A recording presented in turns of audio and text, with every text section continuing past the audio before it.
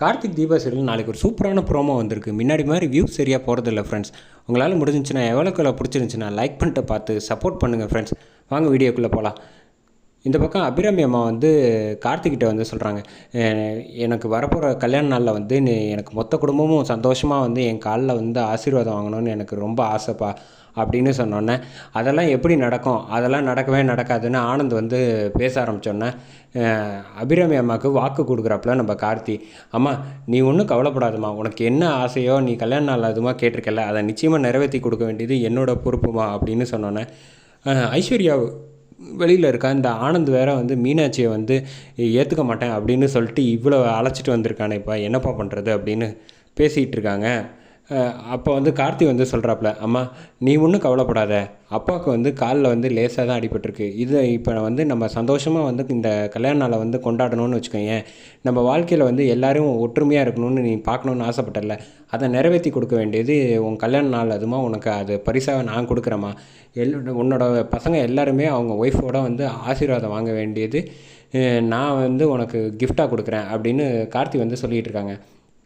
உடனே அங்கே ஆனந்த் வந்துடுறாப்புல, என்ன நினச்சிக்கிட்டு இருக்க, நான் தான் வந்து மீனாட்சி கூட வந்து சேர்ந்து வாழ்கிறது இல்லைல்ல, அப்புறம் என்ன, என் ஒய்ஃப் வந்து ரியா தான், ரியா காலில் விழுந்து வேணால் ஆசீர்வாதம் வாங்குவேன் அப்படின்னு சொன்னோன்னே, என்னடா நினச்சிக்கிட்டு இருக்கேன், என்னை வந்து உங்களெல்லாம் ஆசீர்வாதம் பண்ணுற லெவலுக்கு, இவ்வளோ ஆசீர்வாதம் பண்ணுற லெவலுக்கு நான் வந்து அவ்வளோ இலக்காரமாக போயிடுச்சா, என்னை பார்த்தா தெரியுதா அப்படின்னு தொலைச்சிருவேன் அப்படின்னு. அம்மா நீ ஒன்றும் கவலைப்படாத, மீனாட்சி அண்ணி கூட வந்து ஆனந்த் நான் காலில் விழ வைக்கிற வேண்டியது என்னோட பொறுப்பு அப்படின்னு சொன்னோன்னே, அதெல்லாம் நடக்கவே நடக்காது, வாய்ப்பே இல்லை அப்படின்னு சொன்னோன்னே, நீ இது வரைக்கும் வெறும் சவால் மட்டும்தான் விடுவ ஆனந்த், ஆனால் எல்லா சவால்லையும் ஜெயிக்க போகிறது இந்த கார்த்தி மட்டும்தான், அதை முதல்ல மறந்துடாத அப்படின்னு சொன்னோன்னே, இன்னும் 30 நாள் சவால் வந்து முடியலைல்ல, அதனால் பேசிக்கிட்டு இருக்கியா அப்படின்னு, எங்கே ஜெயிச்ச அப்படிங்கிறப்ப, நீயும் குறைச்சல் 1000 ஆரம்பத்துலேருந்து கொடுத்துக்கிட்டு தான் இருக்க, ஃபேக்ட்ரிலையும் கொடுக்குற, பட் நான் இங்கே ஜெயிக்கலையா, நீ ஒன்றும் கவலைப்படாத அப்படின்னு சொல்லிட்டு இந்த பக்கம் ரியா கிட்ட சொல்லிட்டு போயிடுறாங்க.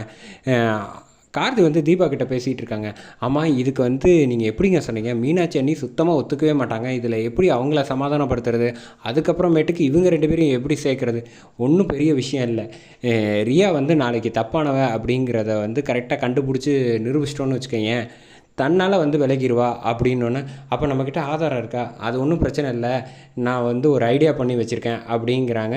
அதோட இந்த ப்ரோமோ சூப்பராக முடியுது.